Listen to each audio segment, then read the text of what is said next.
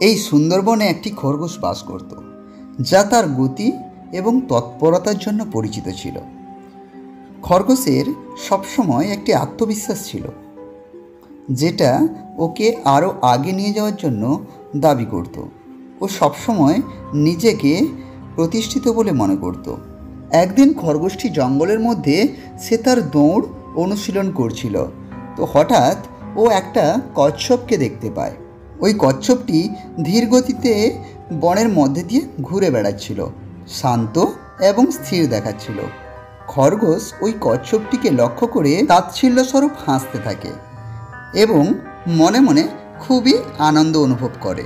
সে মনে মনে একটি প্ল্যান আঁটতে থাকে। সে ভাবে, কেননা এই কচ্ছপটিকে একটু মজা করা যায়।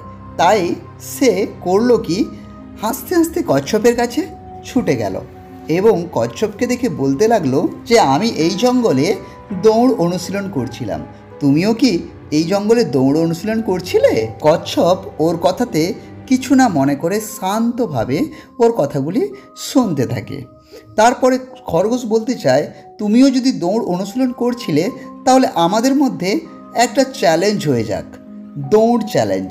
কেননা আমিও জানি তুমি এখানে অনুশীলন করতেই এসেছো।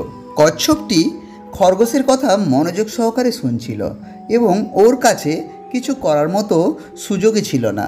তাই কচ্ছপটি নিরুপায় হয়ে খরগোশের এই কুপ্রস্তাবে রাজি হয়ে যায় এবং তারা দুজনে স্থির করে যে কালকে একটি চ্যালেঞ্জ স্বরূপ দৌড় প্রতিযোগিতার আয়োজন করা হবে। আর ওই প্রতিযোগিতাতে যে প্রথম হবে তার জন্য একটি সুন্দর উপহার রয়েছে। তাই তারা দেরি না করে যে যার কাজে চলে যায়। খরগোশটি মনে মনে বেশ আনন্দ পাচ্ছিল, কারণ সে জানে কালকের প্রতিযোগিতাতে সেই জিতবে। তাই সে খুবই খুশি ছিল। পরের দিন তারা দুজন যথারীতিভাবে জঙ্গলে প্রতিযোগিতার আয়োজন শুরু করে এবং প্রতিযোগিতা ওরা শুরু করে দেয়। খরগোশটি এক ছুটে লাফিয়ে যেতে থাকে এবং কিছুক্ষণ পরে ওকে আর খুঁজে পাওয়া যায় না, কারণ ও অনেক দূরে চলে যায়। আর বেচারা কচ্ছপটি নিজের মতো করে ধীরে ধীরে ধীরে ধীরে চলতে থাকে। কিছুক্ষণ যাওয়ার পরে খরগোশটি একটু ক্লান্ত হয়ে পড়ে এবং সে মনে মনে ভাবতে থাকে যে কচ্ছপ তো আমার অনেক পেছনে আছে, ও কি করে আমার কাছে আসতে পারবে? তো যতক্ষণ ও আমার কাছে পৌঁছাবে ততক্ষণে আমি একটু বিশ্রাম করে নেই। তো যেমন ভাবা তেমন কাজ। তাই খরগোশটি কী করে, একটি ঠান্ডা জায়গায় গাছের নিচে ও নিজেকে বিশ্রাম নেওয়ায় ব্যস্ত থাকে। আর এদিকে কচ্ছপ ধীরে ধীরে গুটি গুটি পায়ে এগুতে থাকে। অবশেষে শুয়ে থাকা খরগোশের কাছে কচ্ছপটি উপস্থিত হয়। কচ্ছপটি এই প্রতিযোগিতাকে নিয়ে দৃঢ় প্রতিজ্ঞাবদ্ধ ছিল। তাই সে অবিচলিতভাবে ধীরে ধীরে নিজের গন্তব্যস্থলের দিকে এগুতে থাকে।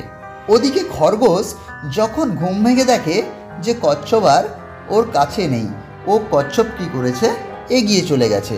খরগোশ দ্রুততার সাথে নিজের গন্তব্যস্থলের দিকে এগুতে থাকে, কিন্তু ওর অনেক আগেই কচ্ছপ তার নিজের গন্তব্যস্থলে পৌঁছে গেছিল।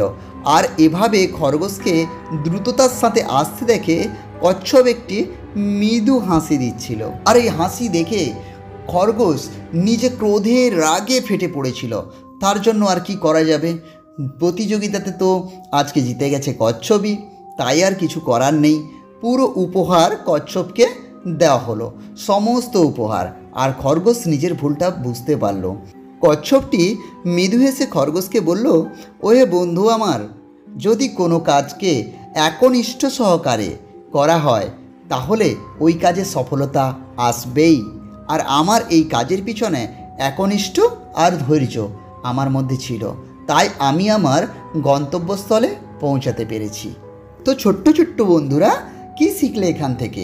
কোনো কাজকে অধৈর্যভাবে অবহেলা করে ফেলে দিবে না। তোমরা নিয়মিত পড়াশোনা করবে, নিয়মিতভাবে নিজের কাজ করবে, আর তবেই সফলতা অর্জন করতে পারবে।